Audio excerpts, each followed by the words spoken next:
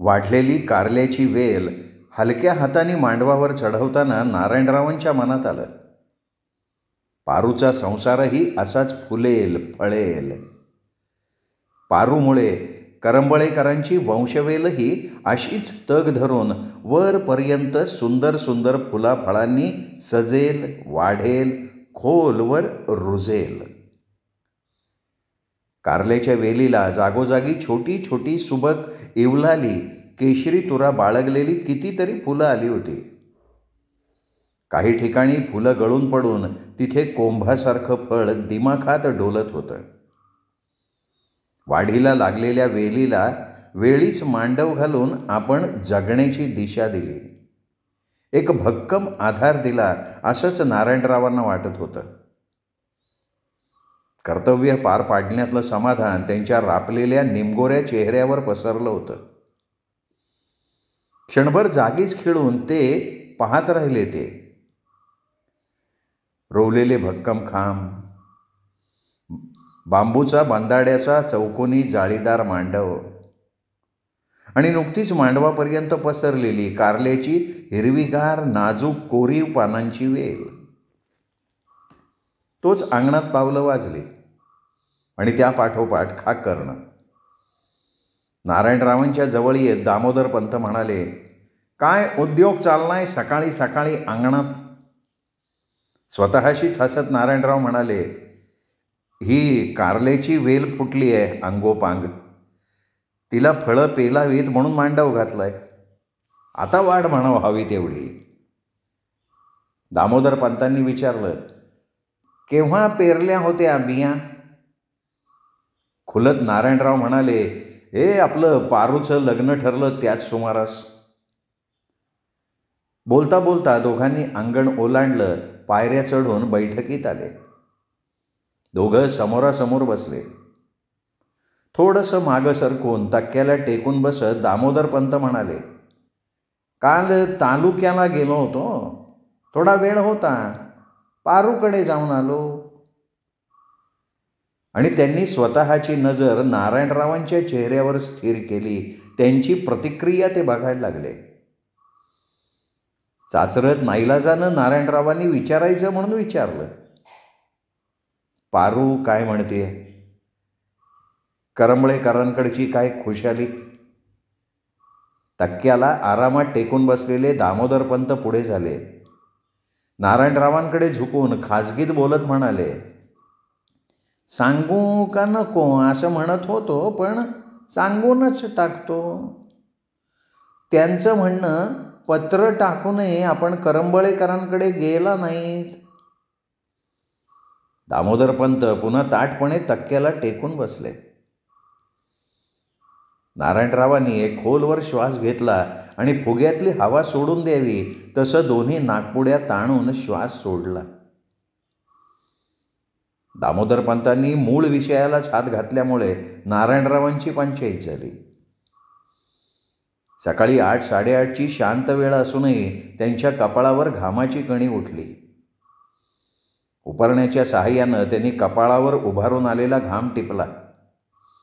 गळ्याभोवती गोल हात फिरवून तिथलाही घाम टिपून घेतला आणि अंगणात उतरलेल्या कोवळ्या पिव्वळ धम्मक उन्हाकडे बघत जड शब्दात म्हणाले, पत्र आलं होतं पंत, पण पावसा अगोदर कौलं बदलायची होती. एकदा श्रावण सुरू झाला की घराचं तळं व्हायला वेळ लागत नाही. खरं म्हणजे कौलं गेल्या वर्षीच बदलायला हवी होती, पण नाही झालं. काही उद्योग करायचा, आता पैसा हवा. आता तर काय घरातच कार्य झालं, तेव्हा काही विचारू नका. बोलता बोलता पैशाच्या चिंतेनं ते गप्प झाले. पारूच्या लग्नात कसा आणि किती खर्च झाला याचा विचार मनातच करायला लागले. विचार आणि चिंता, पैसा आणि अडचणी यांनी त्यांना पुरतं घेरून टाकलं. तेही त्यात बुडून गेले. नारायणरावही काही बोलेना, तेव्हा पंत सरसावून बोलायला लागले, नारायणराव, अडचणी कधी संपल्यात का? संसार म्हटला की अडचणी आल्याच, अनंत अडचणी. पैशानं न सुटणाऱ्याही कित्येक अडचणी असतात. वेळात वेळ आपणच काढायचा असतो. संबंध आपणच जोडलेत ना, मग ते टिकवायला नकोत. त्यांनी खडा सवाल टाकला. उसळून नारायणराव म्हणाले, मान्य आहे, मान्य आहे. पण हे असं त्यांनी हाका मारताच बोलावताच धावत जाणं माझ्यासारख्या संसारी सर्वसामान्य माणसाला कसं जमेल? इथे घरातही कोणी नसतं. मुलं जिल्ह्याच्या ठिकाणी शिकायला, आईला डोळ्यांनी कमी दिसत आहे, तिथं जागेला खेळून असते. औषध पाणी सगळं बघावं लागतं. आपलं घरात देव असलेलं घर आहे. पूजा अर्चा, नैवेद्य, आरती सगळं बघावं लागतं. मी एकटा कुठे कुठे पुरणार? पंतांची समजूत पटावी असं ते बोलत राहिले.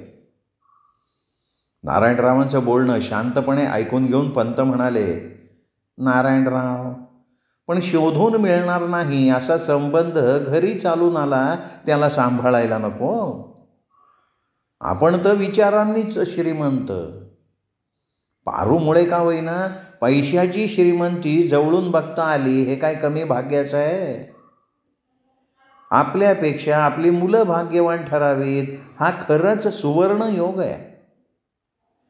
आता तुम्हाला माझं म्हणणं पटणार नाही, पण उद्या तुमची मुलं नोकरीला लागली की करंबळेकरांचाच वशिला, घरचाच नाही का तो?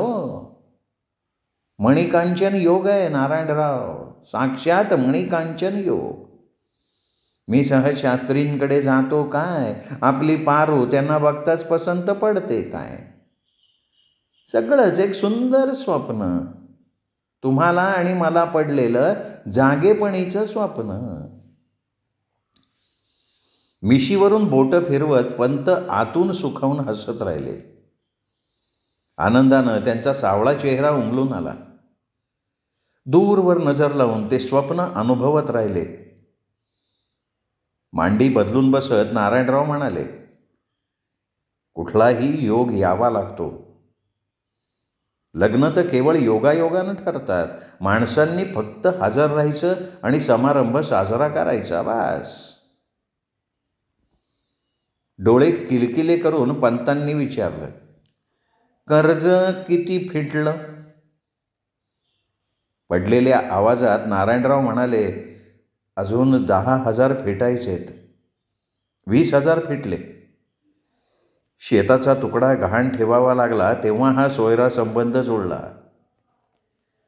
खळखळून हसत पंतांनी नारायणरावांच्या हातावर टाळी दिली आणि अभिमानानं म्हणाले, पण आहे कसं घराणं आ? नारायणराव चुळबुळत राहिले. पंतांचं अलीकडे हे नेहमीच झालं होतं, विशेषतः पारूच्या लग्नापासून. नारायणरावांच्या पारूसाठी मोठ्या घरचं स्थळ आपण आणून आपण त्यांच्यावर उपकारच केलेत आणि त्या उपकारांची जाणीव त्यांनी कायम ठेवावी, त्याचं भान ठेवावं, अशी त्यांची रास्त अपेक्षा असायची. म्हणून संधी मिळताच ते नारायणरावांना उपकारांची जाणीव करून द्यायला मुळीच विसरायचे नाहीत. किंबहुना तसा उल्लेख करण्यातही त्यांना एक विलक्षण प्रकारचा आनंदच व्हायचा. तो त्यांच्या चेहराभर झुळझुळत असताना नारायणरावांना जाणवायचा.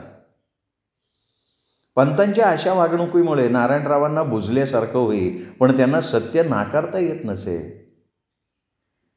काही म्हटलं तरी पंतांमुळे आपल्या पोरीचं भलं झालं म्हणून ते पंतांपुढे नेहमी नमतं घेत, नरमाईनंच बोलत आणि ओशाळवाणं हसत. एकांती ते कबूलही करत की पारू खरंच भाग्याची. दागदागिने, भरजरी शालू, नवरीचं चेहऱ्यावर झळकणारं तेज, त्यामुळे पारू साक्षात लक्ष्मीसारखी दिसत होती. दोघांचा जोडा अगदी लक्ष्मीनारायणाच्या जोडीसारखा शोभत होता. प्रत्यक्ष रखमाईच्या अंगावरही आपण इतके दागिने घालू शकलो नाही. ही सारी पांडुरंगाची कृपा, त्याच्या मनोभावे केलेल्या सेवेचंच फळ असं त्यांना मनोमन वाटत असे. नारायणरावाचा नांता वाडा आत होता. स्वयंपाकघर, ओसरी, देवघर कोठीची खोली आणि पुढे छोटंसं तुळशी वृंदावन असलेलं अंगण. अंगणातच कोपऱ्यात आडावर छाया धरून असलेलं मोठं उंबराचं झाड आणि झाडाखाली लहानग्या ओट्यावर नारायणरावांनी ठेवलेली दत्ताची मूर्ती. प्रत्येक गुरुवारी तिथे गावातली मंडळी येत मनोभावे नमस्कार करत. पैसा जमत होता. गावात दुसरं दत्ताचं मंदिरच नसल्यामुळे नारायणरावांना एका गुरुवारी पहाटे स्वप्नात येऊन ब्राह्मणानं सांगितलं, दत्ताकडून आलोय, माझी पूजा अर्चा सेवा कर. नारायणरावांच्या पहाट स्वप्नांची स्थापना आणि गाववाल्यांनी त्यांचं स्वप्न धरलं शिरावर. गावाला दत्ताचं देऊळ मिळालं. बाहेर मोठं अंगण होतं. तिथे मोठ्या ओसरीतच विठ्ठल रुक्माईचं मंदिर होतं. हे मंदिर मात्र नारायणरावांच्या घराण्यात 4-5 पिढ्यांपासून चालत आलेलं मंदिर होतं. नारायणरावांच्या घराण्यात पणजोबाच्या पणजोबांनी त्या मूर्तीची प्रतिष्ठापना केली होती. सर्वजण त्यांना आप्पासाहेब म्हणत. ते म्हणे पांडुरंगाचे भक्त, आषाढी कार्तिकीला पंढरपुराला जाणारे. वृद्धापकाळानं ते आजारी पडले. त्यांना पंढरपुराला जाणं जमेना. तेव्हा त्यांनी विठ्ठलाच्या पादुका म्हणून कुठल्या तरी पादुकांची पूजा केली. पुढं मागं कुणीतरी वंशजाने विठ्ठल रखुमाईच्या काळ्याच्या पाषाण मूर्तीची स्थापना केली. कितीतरी वर्षांपासून तीच मूर्ती चालत आली आहे. भक्तिभावाच्या भागाबरोबर नारायणरावांच्या वंशजांच्या निर्वाहाचं कारणही ठरलेली आहे. पांडुरंगावर भार टाकून 5-7 पिढ्यांनी सुखानं संसार केला आणि पांडुरंगानं तो नेटानं चालवला सुद्धा. नारायणरावही तेच करत होते.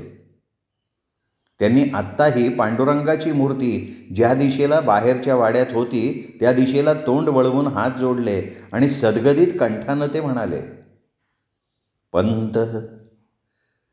पंत आत्तापर्यंत तरी पांडुरंगानं काही कमी पडू दिलेलं नाही आहे. आलेलं प्रत्येक संकट निवारलंय. पाठीराखा म्हणून उभा राहिलाय. हे आयुष्य त्याच्याच तर भरवशावर चाललंय. मुलं शिकतायत. नक्षत्रासारखी पोर चांगल्या घरी पडली आहे. देवळाचं उत्पन्नही बरं आहे. आमच्यासारख्यांचे संसार त्यांच्यामुळे तर चाललेत. नारायणरावांना मध्येच तोडत पंत म्हणाले, बरं मग केव्हा जाणार तुम्ही पारूकडे तालुक्याला? नारायणरावांचे पाय जमिनीला टेकले. मनातलं स्वप्न वितळून गेलं.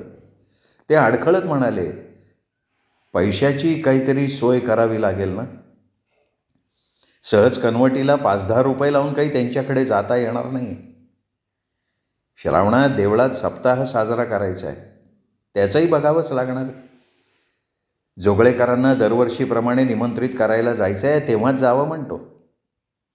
एकाच खेपे दोन्ही कामं करता येतील. वेगळं पारूकडे भेटायला जाण्यापेक्षा हात हवेत उडवत पंत आवाज चढवून म्हणाले, उशीर लावू नका. जोगळेकर काय घरचेच. ऐनवेळी कुणा हाती निरोप पाठवला तरी येणारे. पण करंबेळकरांचं तसं नाही हो. मोठी माणसं आहेत ती. त्यांचे अनेक उद्योग. आपल्यासारखं एका उद्योगावर आयुष्य काढणारी माणसं नव्हेत ती. मी हे का सांगतोय माहिती आहे?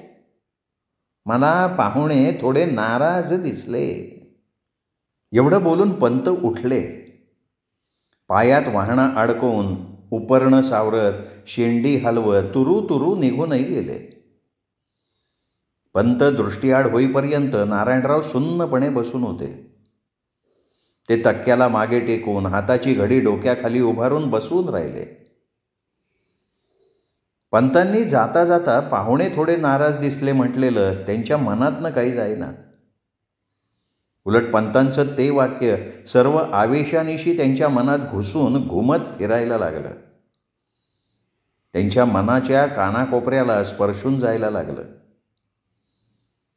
पांडुरंग पांडुरंग असं म्हणत नारायणराव मनाची काहिली शमवत राहिले. मनाचं बळ हरवून उठताना त्यांच्या मनात आलं, चुकलं ते आपलंच. पंतांनी स्थळ आणलं आणि आपण भुललो. पारडं आपल्याला पेलेल का नाही याचा तेव्हाच विचार करायला हवा होता. हे वेळीच जाणवलं असतं तर आपण या फंदात पडलोच नसतो. त्यांना पाहता क्षणी पारू पसंत पडली आणि आपण वास्तवाचं भान विसरलो. नको तिथे संबंध जोडून मोकळे झालो. क्षीणपणे ते स्वतःशीच हसले. हा जर तरचा विचार म्हणजे असह्यपणाची निव्वळ करमणूक झाली आहे असं त्यांना वाटलं. दुसऱ्याच क्षणी पंतांच्या सकाळीच येण्यामुळे आपल्या रोजच्या अनेकांना उशीर होणार याची त्यांना जाणीव झाली. मनावरचं विचारांचं मळभ दूर सारून ते पंचा उपरणं घेऊन आडावर स्नानाला गेले. आडातून भराभरा बादल्या काढून त्यांनी पेटलेल्या देहावर ओतल्या आणि एका नव्या उत्साहानं ते ओले ते पूजेसाठी विठ्ठल रखमाईच्या देवळाकडे वळाले. अंगणभर त्यांची ओली पावलं भराभरा चालत गेल्यामुळे वेडे वाकडे छापांसारखी पसरत गेली. दुपारी जेवण झाल्यावर नारायणराव जरा कल्लणले. जेवणाची सुस्ती डोळ्यांवर चढत होती. पापण्या मिटू मिटू होत होत्या. त्यांचा 5-10 मिनिटं डोळा लागला असेल नसेल तोच त्यांना दचकून जाग आली. घरात डोकवून त्यांनी कानोसा घेतला. ओसरीला स्वयंपाकघरापुढे आई आणि बायको हात उशाला घेऊन झोपल्या होत्या. त्यांना गाढ झोप लागली होती. नारायणराव हळूच उठले. त्यांनी अंगात सदरा घातला, टोपी डोक्यावर ठेवली आणि देवपूजेच्या वेळेला बाजूला ठेवलेल्या बायकोच्या बांगड्या चाचपडून बघितल्या. बांगड्या खिशात किणकिणल्या. पुन्हा आवाज शांत झाला. बाळकोबा सोनारापुढे बांगड्या फेकून नारायणराव म्हणाले, करा वजन करा बांगड्यांचं. बाळकोबानं नाकावर घसरलेला चष्मा वर सारला.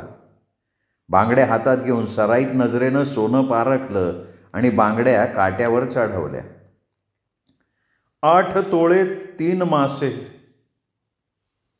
बाळकोबा या बांगड्या ठेवून घे आणि 500 रुपये दे. जमेल तसं सोडवून ने. पुन्हा काही लागले तर ह्याच दागिन्यांवर जमत असल्यास पैसे दे. बांगड्या तळव्यावर ठेवून हलक्या हातानं झेलत बाळकोबा म्हणाला, आता अजून कुठली अडचण काढली देवा. नारायणराव गंभीर झाले. एक एक शब्द उच्चारत म्हणाले, अरे कौलं बदलली त्याला 200 लागले. तालुक्याला पारूकडे जायचं म्हणजे 100-150 कनवटीला नकोत का. बड्या लोकांशी आपलं सोयीरपण जुळलंय तेव्हा थोडा त्यांचाही विचार करून वर्तणूक ठेवायला हवी ना. शिवाय यातून काही उरले तर श्रावणातला सप्ताह आहेच. बांगड्या तिजोरीत ठेवत बाळकोबा म्हणाला, तशी नड असल्या बिगर कोण सोनं बाजारात आणील. माझा तर धंदाच आहे. पण घराबाहेर पडलेलं सोनं नशिबानंच पुन्हा घरात येतं. घराबाहेर सोनं काढणं सोपं पण ते आणणं लई कठीण. बाळकोबा हळहळत होता. गृहछिद्रांचीच मागणी आहे बाळकोबा, काय करणार. सुखासुखी कोणी असा व्यवहार करणार नाही. आपली खंत लपवत ते बोलून गेले. पांडुरंग पांडुरंग म्हणत नारायणरावांनी बाळकोबांनी दिलेले पैसे खिशात सारले. रस्ताभर ते स्वतःच्या मनाशीही बोलले नाहीत. देवळातली पेटी उघडून त्यांनी तळाशी पैसे नीट ठेवले, कुलूप लावलं, जानव्याची किल्ली तपासली आणि पांडुरंगालाच कळावं अशा आवाजात ती काळीशार मूर्ती नंदादीपाच्या तेजाळ प्रकाशात न्याहाळत म्हणाले, पांडुरंगा, सोनं का गहाण ठेवलं हे तू जाणतोस. माझं चुकलं असेल तर मला क्षमा कर. नाईलाजानं लक्ष्मीला घराच्या बाहेर काढली. माझी मजबुरी एक तूच जाणू जाणे. त्यांचे डोळे भरून आले. समोरची विठोबा रखमाईची मूर्ती अश्रू दाटल्या डोळ्यांना अंधुक दिसायला लागली. नारायणरावांच्या डोळ्यातनं धारा व्हायला लागल्या. खांद्यावरच्या उपरण्यानं त्यांनी ओले गाल पुसले आणि अपराध माझे कोट्यानुकोटी असं म्हणत ते देवळातनं बाहेर पडले. पांडुरंगाला शरण गेल्यामुळे मनावरचं ओझं उतरलं. कुणीतरी पुढे होऊन खांद्याला न पेलणारा भार स्वतःवर घ्यावा आणि आपल्याला मोकळं करावं अशी एक सुखद भावना नारायणरावांच्या अंतर्यामी व्यापून राहिली. नारायणराव लेकीकडे जाणार म्हणताच त्यांच्या बायकोनं पारूसाठी लाडू केले, चकल्या तळल्या, चिवडा केला आणि परसातला मोठा कोहळा एका धडप्यात बांधून ऐनवेळी नारायणरावांच्या पुढे ठेवला. नारायणराव थोडेसे नाराज झाले. सामान पुढे सारत बायको म्हणाली, ओझं बिझं काही म्हणू नका हां, इथे बसलं की तिथे उतरायचं आहे. जावयाला कोहळ्याचं दान द्यावं म्हणतात. आणायचे तुम्ही जाताच आहात तर न्या. बायको नाराज होऊ नये म्हणून नारायणरावांनी सामान उचललं. तालुक्याला ते अगोदर गेले ते जोगळेकरांच्या घरी. श्रावणातल्या पहिल्या 2 सोमवारी जोगळेकरांना कीर्तनासाठी निमंत्रित केलं. कोहळा जोगळेकरांकडेच देऊन टाकला. म्हणाले, बायकोनं खास तुमच्यासाठी पाठवलाय. कोहळ्यासारखं घरापर्यंत चालून आलेलं दान जोगळेकरांच्या बायकोने आनंदानं स्वीकारलं. ती नारायणरावांना म्हणाली, आता जेवल्याशिवाय जायचं नाही हां. उसनं हसत नारायणराव बोलून गेले, मी इथेच जेवणार आहे. व्याह्यांकडे बोलवल्याशिवाय कोण जेवेल ना. शिवाय करंबळेकरांकडचा संबंध हा कालचा. जेवण होताच नारायणराव उठले. त्यांच्या लगबगीत जोगळेकरांना एक प्रकारचा अस्वस्थपणा जाणवत होता. जोगळेकरांना पुन्हा एकदा श्रावणातल्या निमंत्रणाची आठवण देऊन नारायणराव बाहेर पडले. त्यांनी थोडी खरेदी केली, एका ठिकाणी भेटूनही घेतलं आणि सगळ्यात शेवटी ते करंबळेकरांकडे वळले. मनानं केवढंही बंड पुकारलेलं असलं तरी पाय व्याह्यांच्या घराकडे वळले जाणं भागच होतं. व्याह्यांचा निरोप येऊन महिना लोटून गेला होता. आपली मुलगी तिथे दिली आहे तेव्हा मान पान सगळं गिळून जायला पाहिजे होतं. तशी थोडी मनाची तयारी केली होती. व्याही नसले तरी पारू आपली वाट बघत असेल ह्या विचारानं त्यांच्या पायांना गती आली. नारायणराव आले तेव्हा करंबेळकर बैठकीत बसले होते. नारायणरावांना पाहूनही त्यांनी न पाहिल्यासारखं केलं. नारायणराव चोरट्यासारखे त्यांच्या बैठकीत एका बाजूला बसले. गर्भश्रीमंतीमुळे करंबळेकरांच्या रोजच्या बोलण्यातही रुबाब आहे. समोरच्या माणसाला तुच्छ लेखण्याची एक विचित्र भावना त्यांच्या बोलण्यातनं व्यतीत होत होती. नारायणरावांना तर त्यांच्या बोलण्यात कोरड्या करडेपणाची जाणीव व्हायची. करंबळेकरांनी पहिली 5 मिनिटं नारायणराव आल्याचीही दखल घेतली नाही. ते त्यांच्या एका आशिलाशी बोलत होते. त्यांचं आशिलाशी बोलणं होईपर्यंत नारायणराव अवघडून गेले. नारायणरावांच्या घशाला शोष पडला होता. पण पाणी मागायचं कसं म्हणून ते गप्प राहिले. इतक्यात तो आशील त्याचं काम संपवून गेला. करंबळेकरांनी आत्ता कुठे नारायणरावांकडे बघितलं.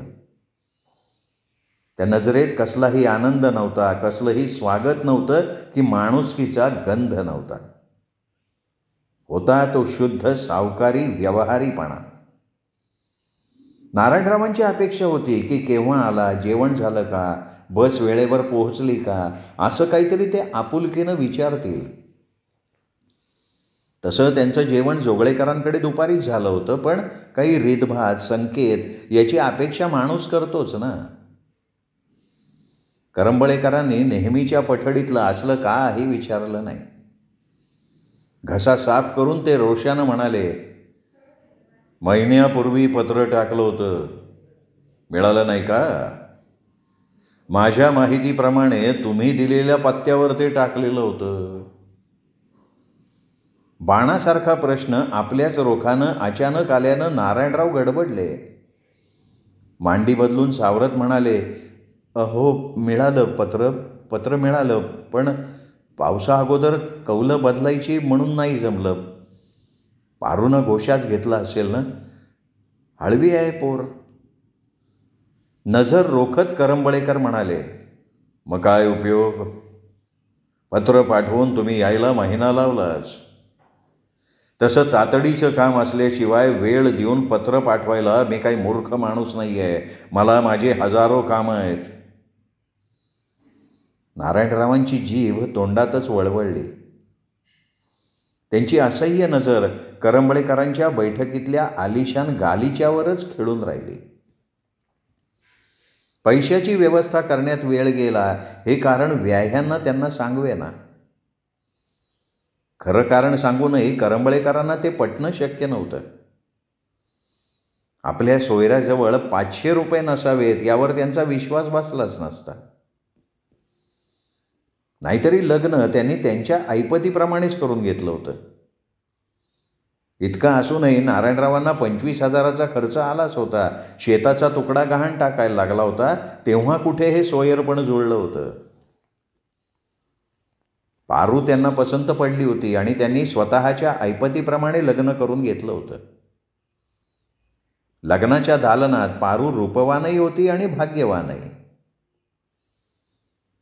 नारायणरावांनी खर्च केलेले 25,000 तर करंबळेकरांच्या खिचगणतीत सुद्धा नव्हते.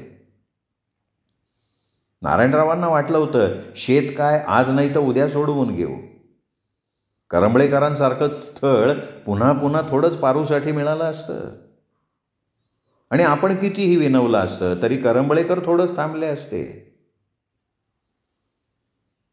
पंतांनी मध्यस्थी करून करंबळेकरांना नारायणरावांची आर्थिक अडचण सांगताच करंबळेकरांनी स्वखर्चानं आपल्या वकील मुलासाठी पारूला पत्करली. सालंकृत लग्न करून घेतलं.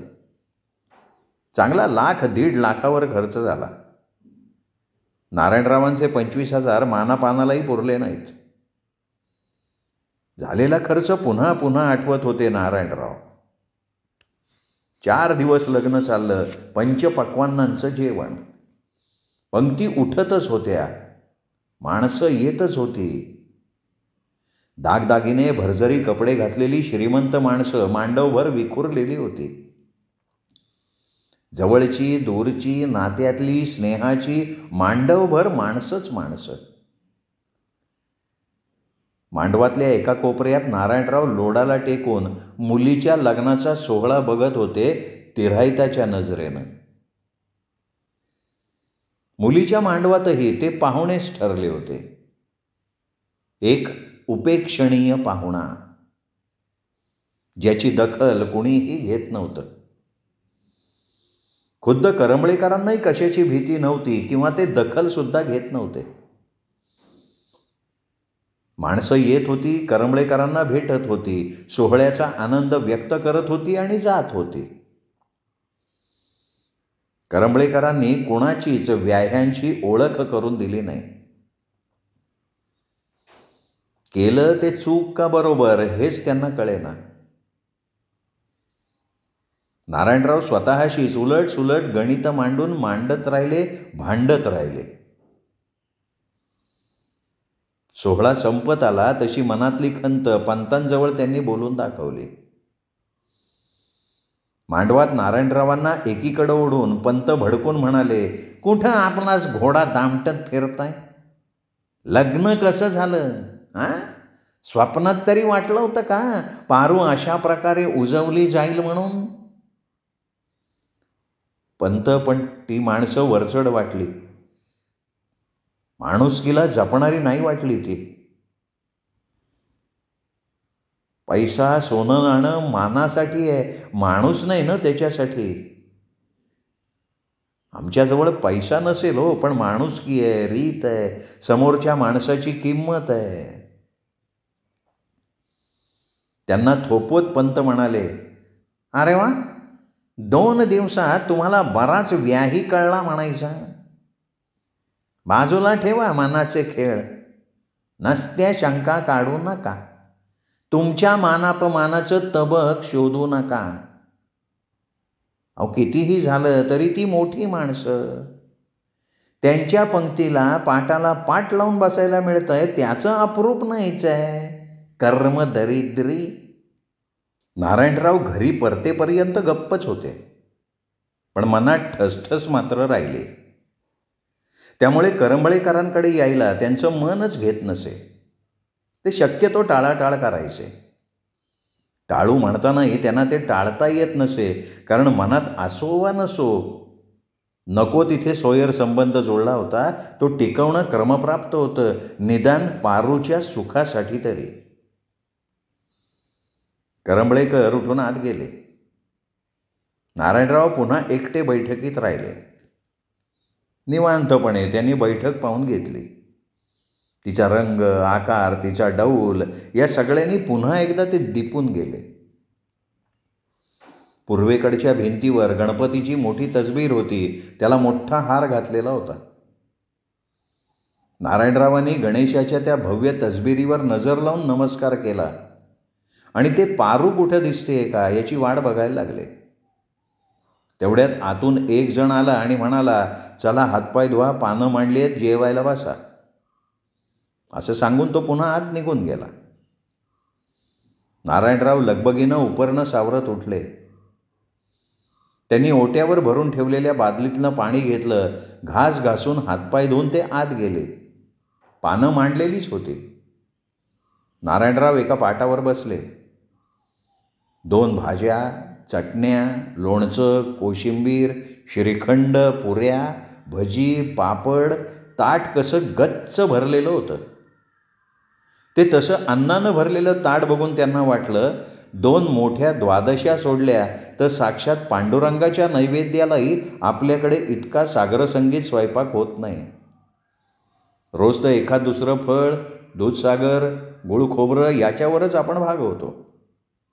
शिवाय जोडीला तयार असेल तो ताजा स्वयंपाक की झालं.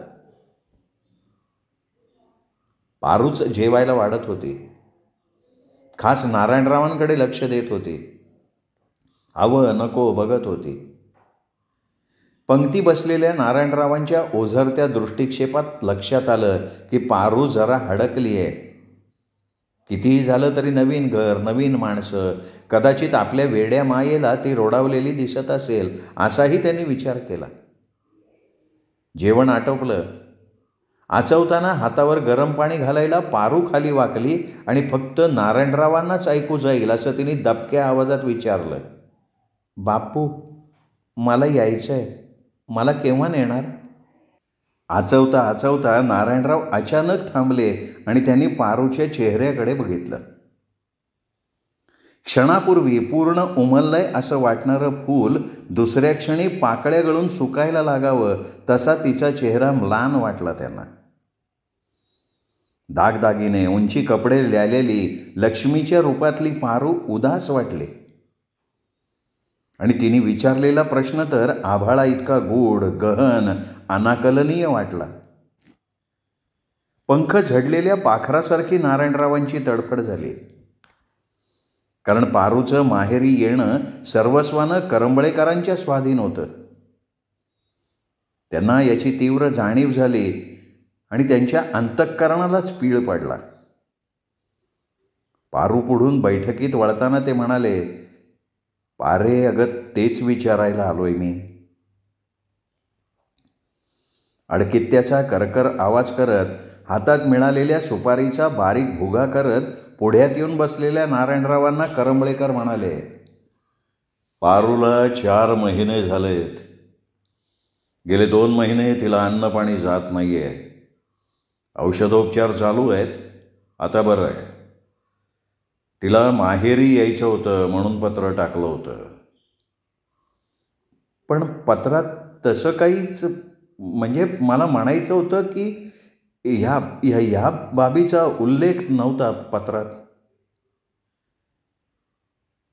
खाडकन सुपारीचं खांड फोडून करंबळेकर रोषानं म्हणाले, अशा गोष्टींचा पत्रात उल्लेख करता येत नाही. तो आम्हाला प्रशस्त वाटत नाही म्हणून तर तातडीचा निरोप धाडला होता. आता न्यायला चालू आहे. आता नेईन. तिची आईच पण आठवण काढतीये. कालपर्यंत घरात झिम्मा फुगडी खेळणारी पोर.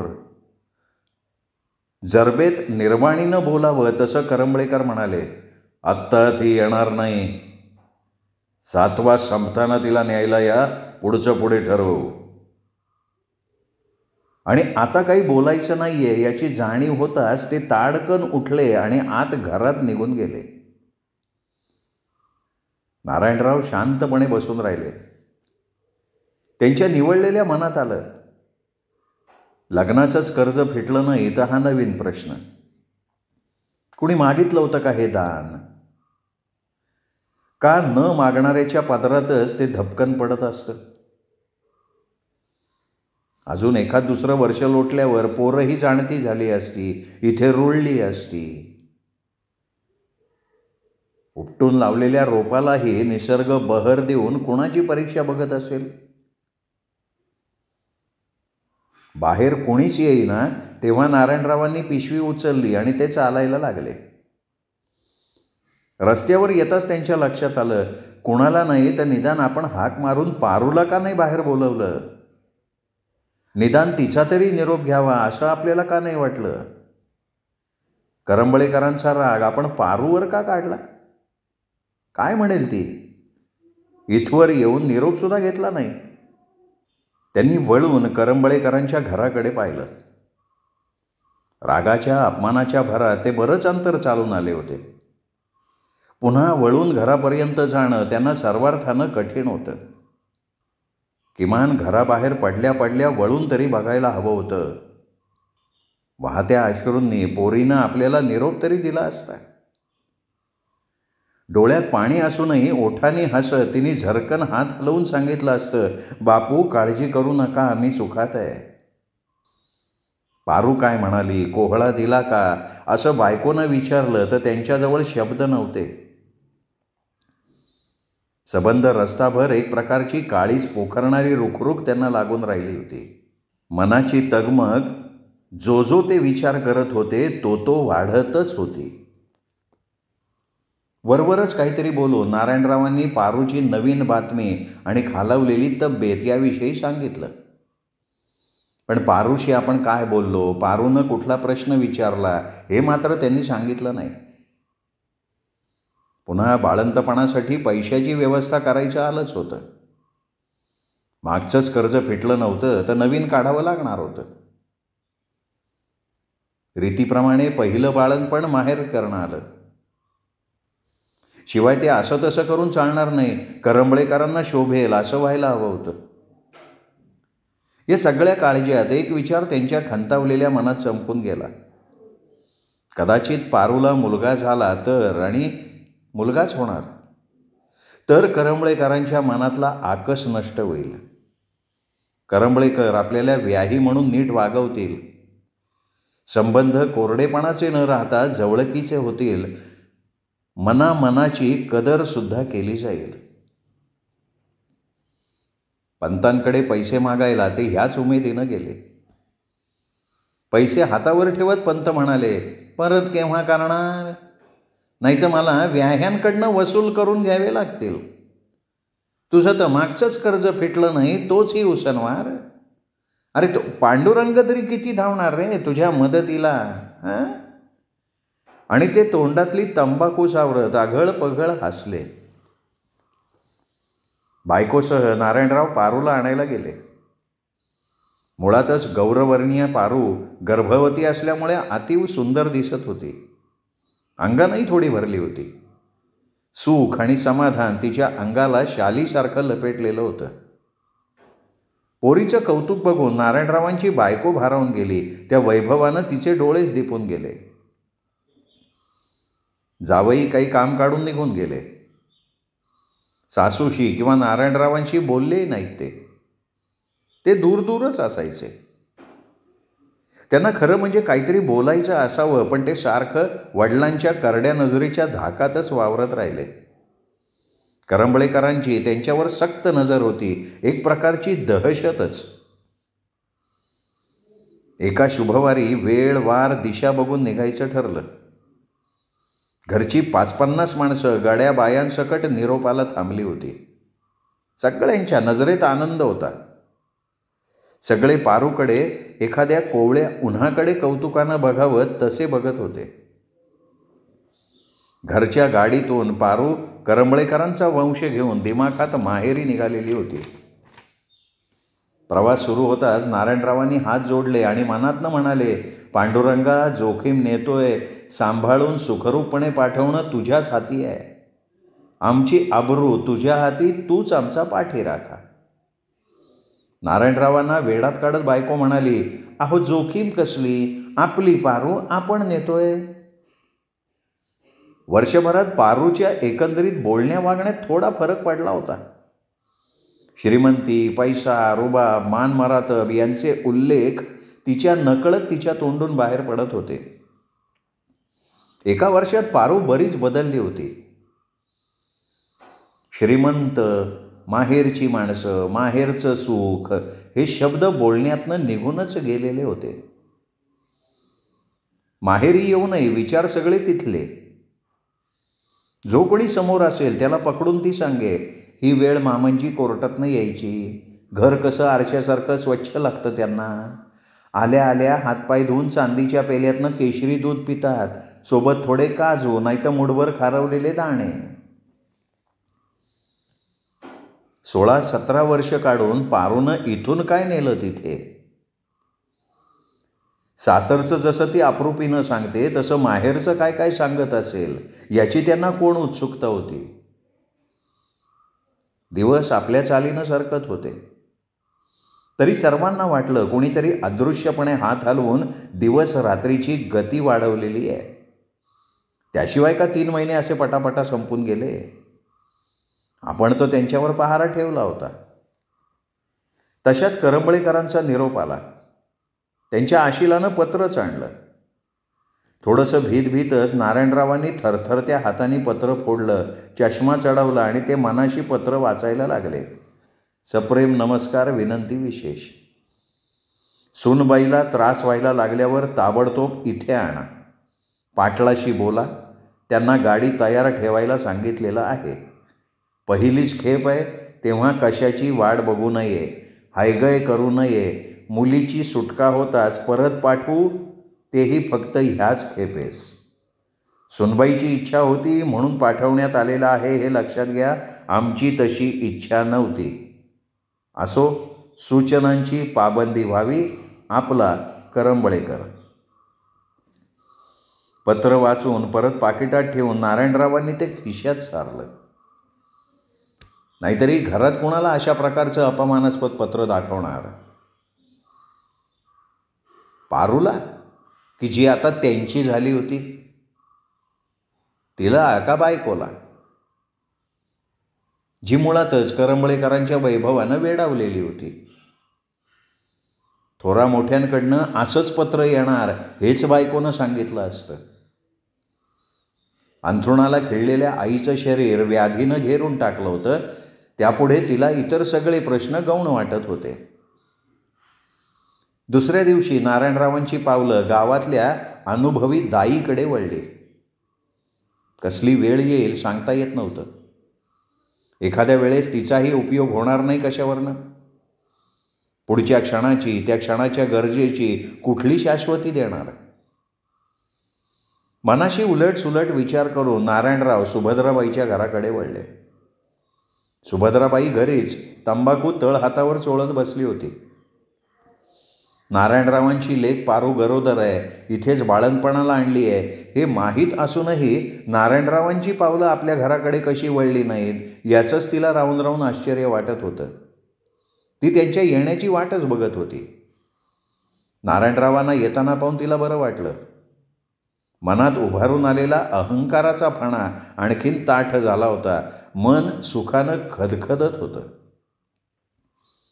अंथरलेल्या सतरंजीवर बसत नारायणराव दीनपणे म्हणाले, सुभद्राबाई, प्रसंगच पडला तर मदत करा. आमची परीक्षा पाहू नका. गावचा प्रश्न म्हणून धावा माझ्यासाठी. पाहुण्यांना इथे बाळंतपण करायचं नाही आहे. शक्यतो सर्व व्यवस्था होती आहे. पाटलांची गाडी सांगून ठेवली आहे, पण येणारी वेळ सांगून येत नाही ना. फसलेल्या जनावराला सुद्धा माणूस मदत करतो, आपण तर माणसं. तंबाखूची पिंक तोंड वळवून टाकत सुभद्राबाई तोऱ्यात म्हणाली, अहो त्यांचा सोयीनी व विश्वास नसला तर आणलं कशाला पोरीला हिथं. या गावातल्या लेकी सोनांची बाळंतपणं तर माझ्या हातनं झाली. आजवर 500च्या वर बाळंतपणं झाली असतील. झालं का नाव बदनाम. ह्या हाताला यशचे. तुम्ही हाक मारा, मी येईन. आपण आपलं नेमून दिलेलं काम करावं, यश येतच. एका विलक्षण विचारानं ती स्वतःच्या हाताचे तळवे निरखत म्हणाली. नारायणरावांचा जीव भांड्यात पडला. सुभद्राबाई प्रसंगी धावून येणार म्हणताच नारायणरावांचं मानसिक बळ वाढलं. आपण ह्या अगोदरच तिला येऊन भेटायला हवं होतं याची त्यांना मनोमन अपराधी जाणीव झाली. खजील होऊन उठता उठता ते म्हणाले, सुभद्राबाई सुखानं सुटका व्हावी हीच इच्छा. पहिलीच खेप आहे तेव्हा पुढचं काही त्यांना बोलता येईना. सारं व्यवस्थित होईल, पण व्याही ते सरळपणानं घेतील का नाही ही त्यांच्या मनात धास्ती. सुभद्राबाईंकडनं नारायणराव वाड्यावर पाटलाकडे गेले. करंबळेकरांच्या पत्रानं त्यांचं मनस्वास्थ्यच लुटलं होतं. पारू बाळंत होऊन सुखरूप घरी पोहोचेपर्यंत आपल्याला कितीतरी दिव्यातनं जावं लागणार आहे हे त्यांना पटलं होतं. म्हणून सुभद्राबाईकडनं ते थेट वाड्यावर पोहोचले. कामं जितक्या लवकर होतील तेवढं मन शांत झालं असतं, हाच कामं उरकण्यामागचा उद्देश. योगायोगानं पाटील घरीच होते. आपण सुभद्राबाईकडनं थेट इकडेच आलो याचं समाधानही त्यांच्या चेहऱ्यावर तरंगत राहिलं. पाटील माफक हसत म्हणाले, एवढ्या घाईघाईनं आलोय, बोला बोला देवा, कोणचं काम काढलं. संकोचून सतरंजीवर अवघडून बसत नारायणराव म्हणाले, करंबळेकरांचा निरोप आहे. पारूच्या पोटात दुखायला लागल्यावर आपल्या गाडीतनं तालुक्याला आणावं तोच निरोप सांगायला आलो. अगोदर कानावर घातलेलं बरं ना, गाडी वेळेवर मिळावी म्हणून. पहाडी हसत पाटील म्हणाले, अरे नारायणराव, एक नाही 4-4 वाहन आहेत घरात. 2 ट्रक आहेत, 1 ॲम्बेसिटर आहे, 2 ट्रॅक्टर आहेत, 1 जीप आहे. काय पाहिजेल ते न्या. अहो, करंबेळेकर वकिलाची सून आपली सूनच आहे ना. चला, उद्या जायचं का तालुक्याला गाडीने? माझ्या ओळखीने कोणच्या बी दवाखान्यात सोय करून देतो मी. निघायचं का उद्या? बोला. नारायणरावांवर विलक्षण दडपण आलं. ते ओशाळून म्हणाले, आत्ता 9वा लागलाय, आतापासनं किती दिवस राहणार ना दवाखान्यात? थोडासा अंदाज येताच मी येईन पळत. अजून काही दिवस तरी जाऊ द्यावेत ना. हवेत हात उडवत स्वतःची जबाबदारी झटकत पाटील म्हणाले, बघा बाबा, माझ्याकडून तर सगळी मदत आहे. गाडी कवा बी न्या, माणूस बी देतो सोबतीला. ऐनवेळी गर्दी करू नका. 4-8 रोज अगोदर जावा. अहो, करंबळेकरासारखं पाहुणं गावाला लाभलं हे आपलं नशीबच आहे. पारू भाग्याची म्हणून त्यांच्या घरात पडली.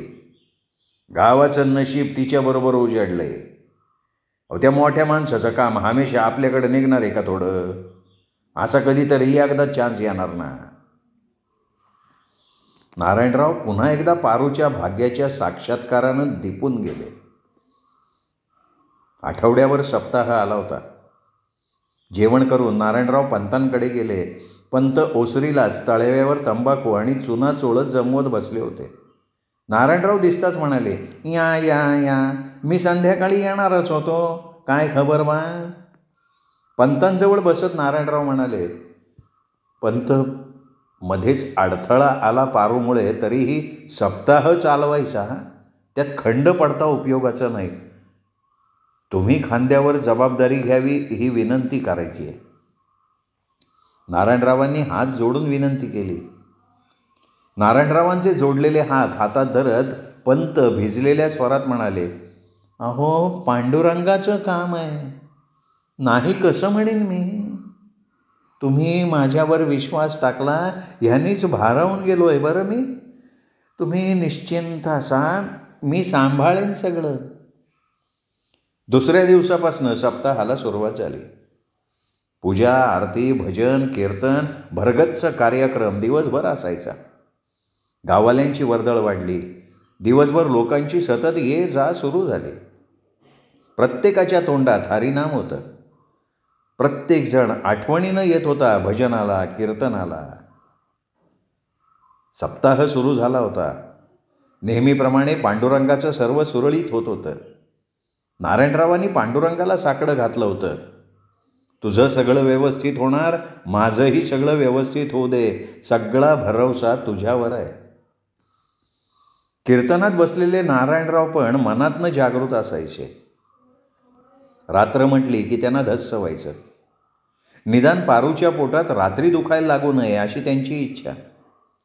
आतून एका परीनं ते धास्तावलेलेच असायचे. 5-7 मिनिटं मन अध्यात्मात बुडलं व्हायचं. तीर सुटायचा. तोच कुणीतरी घरातनं ऐकलं का, पारूच्या पोटात दुखायला लागलंय, असं कुजबुजल्याचा भास व्हायचा. त्या दिवशी सप्ताहाचा 5वा दिवस होता. नारायणरावांचं मन सकाळपासून अस्वस्थ होतं. पारूला 9वा लागून 4 दिवस उलटून गेले होते. पोटाचा न पेलणारा भार घेऊन ती कुठेतरी बसून असायची.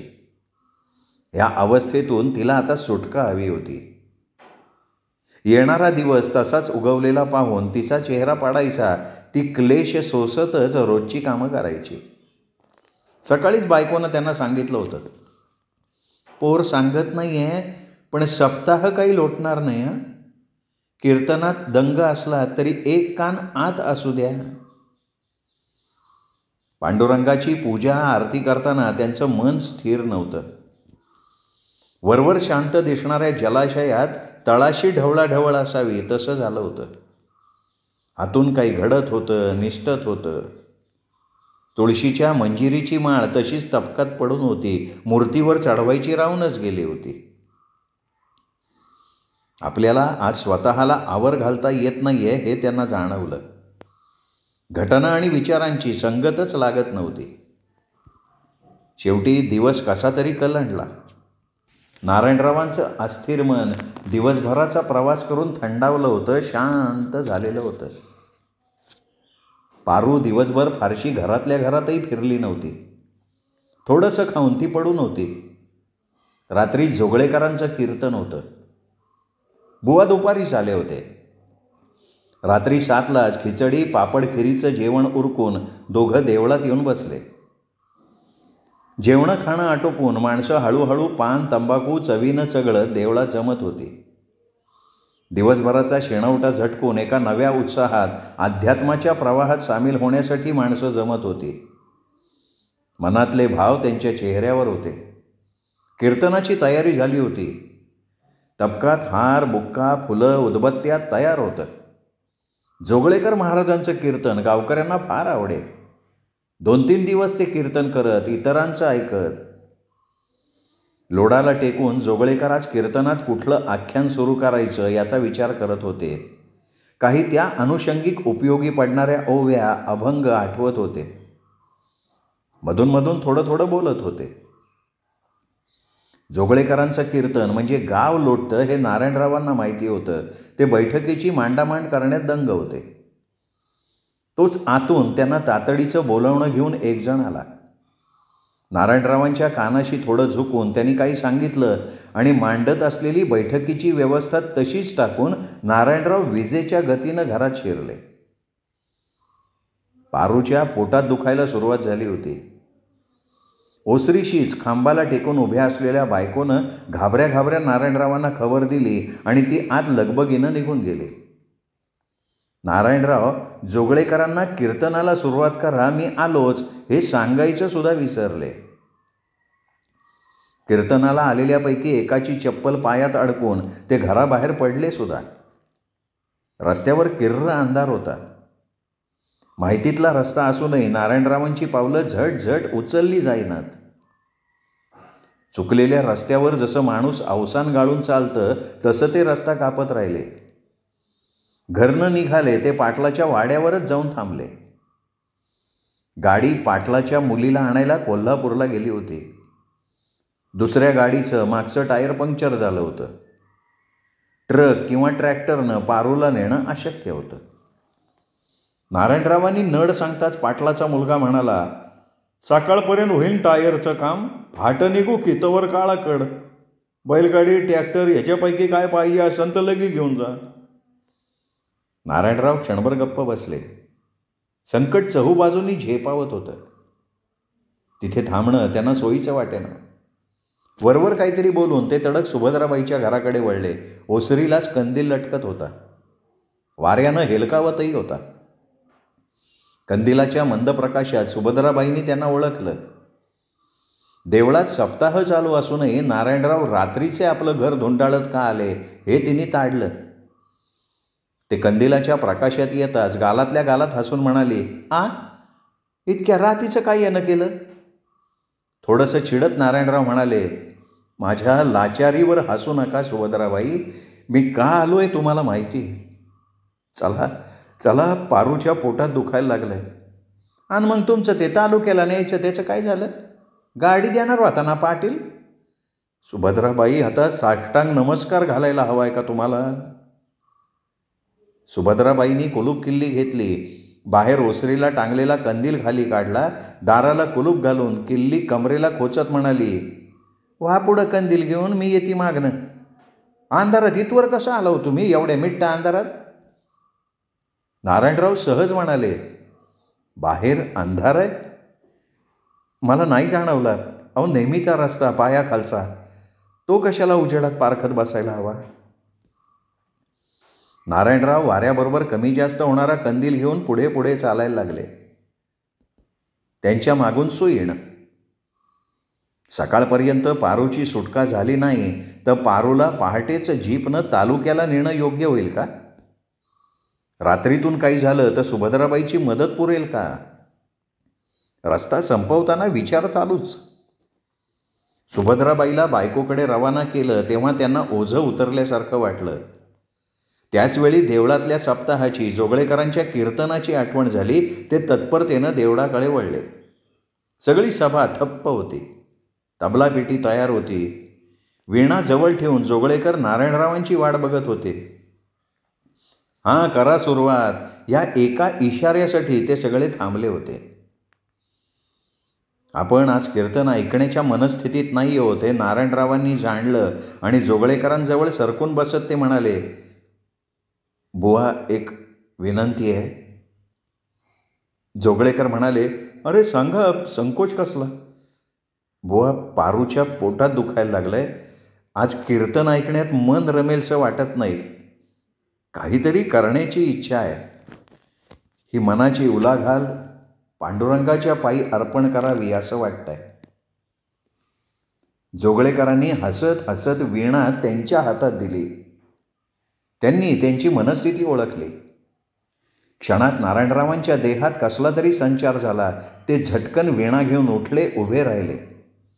टाळ, चिपळ्या, वीणा यांच्या संगमानं सभागृहात एकच नाद घुमला, पांडुरंग हरी, वासुदेव हरी.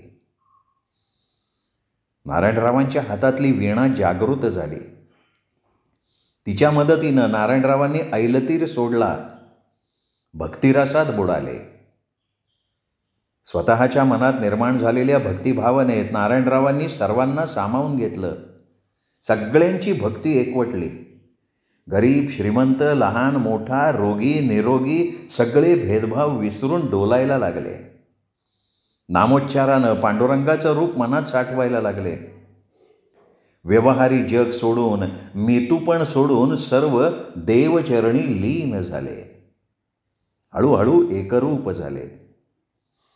कीर्तन रंगत गेलं. नारायणरावांनी कीर्तनात राजा हरिश्चंद्राची कथा निरूपणाला घेतली. देव नाना प्रकारे परीक्षा बघूनच भक्ताला जवळ करतो हे पटवून दिलं. सगळा सभामंडप कीर्तनात दंग होता.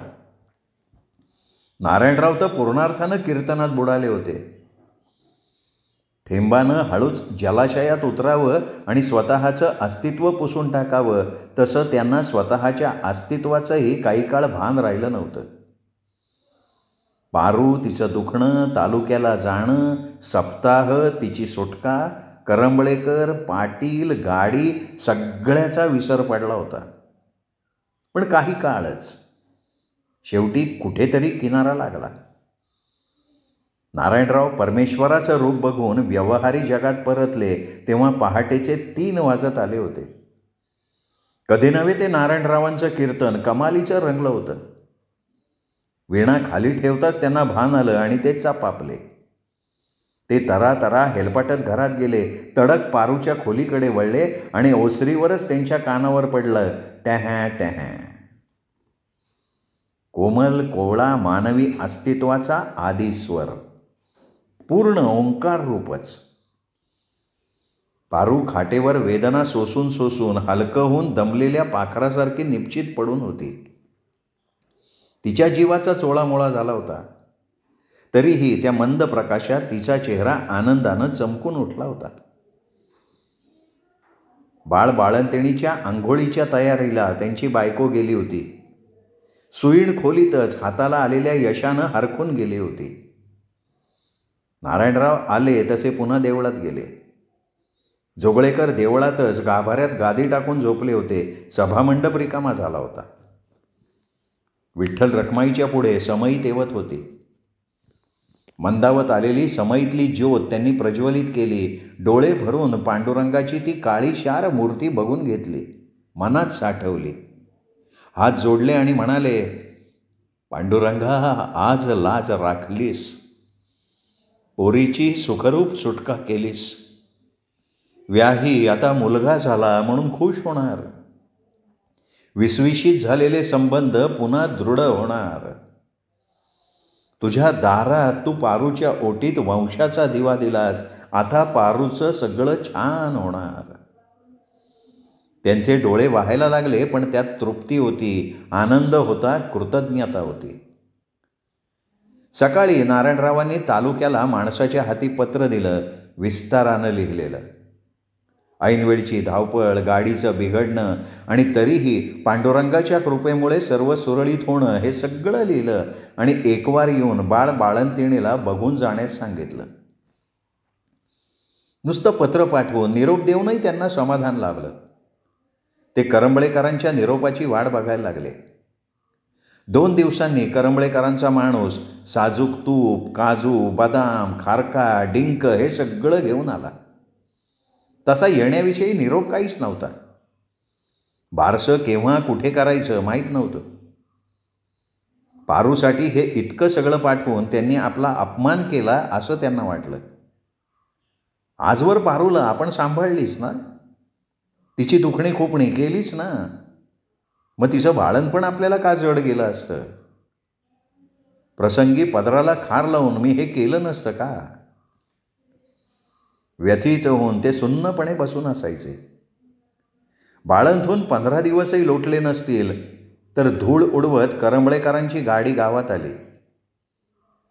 ते थेट पाटलांच्या वाड्यावर गेले. टोपी उपरणं सावरत नारायणराव वाड्यावर गेले. व्याह्यांना घरी चालायला विनंती करायला लागले. भुवया उंचावून करंबळेकर म्हणाले, अखेर गळघटपणा करून पोरीला इथेच ठेवून घेतलीत ना? काही कमी जास्त झालं असतं तर आमची आबरू धुळीला मिळाली असती. आम्हाला पाटलांनी बोलवलंय, जेवण खाण इथेच होणार आमचं. 4 वाजता निघताना आम्ही जाता जाता तुमच्याकडे येऊ, सुनबाईला घेऊन जाऊ, तिची निघायची तयारी करा. आणि ते पुन्हा पाटलांशी बोलण्यात दंग झाले. नारायणराव लटपट्ट्या पायांनी घरी आले. यथाशक्ती आहेर आणून त्यांनी पारूच्या जाण्याची तयारी केली. खीर कानवला करून तिला जेवायला घातलं. नारायणरावांच्या बायकोच्या डोळ्याचं पाणी खंडत नव्हतं. थंडपणे उठून पारू एक एक वस्तू जमवत होती. मध्येच खाटेवर बसत होती. शेवटी ओसरीला डोकं हातात धरून बसलेल्या नारायणरावांजवळ पारू आली आणि खोल गेलेल्या आवाजात म्हणाली, मला जाऊ द्यात बाप्पू. आता त्यांच्याबरोबर गेले नाही ना तर ते पुन्हा मला न्यायला येणार नाही. तुम्हाला माहिती आहेत किती मंडळी. मी सुखात आहे बापू, माझी काळजी करू नका. तिच्या सुकलेल्या गालांवर अश्रू ओघळत होते. सुख आणि दुःखाचं एक अजब मिश्रण तिच्या अश्रूतनं वाहत होतं. उन्हं अंगणातनं वाड्याच्या पडक्या भिंतीवर चढली तेव्हा करंबळेकराची गाडी दारात आली. रीतीप्रमाणे सर्वांना मसाला दूध दिल्यावर पारू आपणहून बाळ छातीला धरून बाहेर आले. कुणाशी एक अक्षरही न बोलता ती गाडीत जाऊन बसली. गाड्यानं सामान डिकीत ठेवलं. करंबळेकर गाडीत बसताच गाडी सुरू झाली. पारूनं दारात निरोपासाठी आलेल्यांकडे वळून पाहिलं नाही की हात उंचावून निरोपही घेतला नाही. तिच्या डोळ्यात अश्रू होते का? गाडी वळवताना मात्र तिने पदराच्या टोकांनी डोळे टिपले. तिच्या डोळ्यात धूळ तर गेली नव्हती ना? कोणास ठाऊक. मग तिने पदर का लावला डोळ्यांना? सुन्नपणे सर्वजण घरात परत आले. सगळं मनासारखं होऊनही नारायणरावांचं मन रिकामं रिकामं होतं. करंबळेकरांना पारूमुळे वंशाचा दिवा मिळाल्यावर कदाचित संबंध सुधारतील ही आशा फोल ठरली. उलट ते पारूला पाठवतील का नाही अशी अशुभ शंका त्यांच्या मनात आली. रात्र वाढली तसे मोसम नसताना वादळी वारे व्हायला लागले. घरभर धूळच धूळ झाली. प्रयत्न करूनही दिवा तेवेना. झोप येईपर्यंतची रात्र नारायणरावांनी वादळ वाऱ्याच्या माऱ्यानं आणि अंधारातच काढली. पहाटे जाग येताच ते अंगणात आले तर त्यांना कारल्यानं भरलेली फळलेली वेल मांडवासकट कोसळून पडलेली दिसली. अंगणभर बहरलेल्या वेलींनी पानं फुलं फळं विखुरलेली होती. जड हातांनी नारायणरावांनी तग धरलेली उरलेली वेल उचलली आणि जमिनीत खोलवर रोवलेल्या भक्कम खांबाला बांधून टाकली. तिच्या पुढच्या बहरासाठी आपण इतकं तरी करू शकलो याचं खोटं समाधान त्यांच्या उद्ध्वस्त मनाला दिवसभर वादळाचा तडाखा सोसताना पुरलं होतं. श्रोते हो, ही होती वृंदा दिवाण यांच्या सौदा या कथासंग्रहातली कथा संबंध.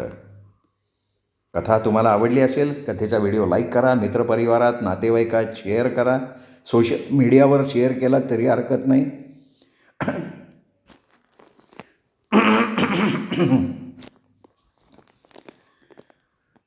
श्रोते हो, तुम्ही ऐकत होतात वृंदा दिवाण यांच्या सौदा या कथासंग्रहातली कथा संबंध. ही संबंध कथा कशी वाटली हे कमेंट करून जरूर कळवा. कथा तुम्हाला नक्की आवडली असेल, त्यामुळे कथेचा व्हिडिओ लाईक करा. हा व्हिडिओ मित्रपरिवारात, नातेवाईकात, तुमच्या सोशल मीडियावर सर्वत्र शेअर करायला काहीच हरकत नाही. आणि सगळ्यांना दीपक रेगे कथाकथन चॅनल सबस्क्राईब करण्याची माझ्या वतीनं विनंती मात्र जरूर करा. पुन्हा भेटूयात अशाच उत्तम कथेसह. तोपर्यंत नमस्कार मित्र.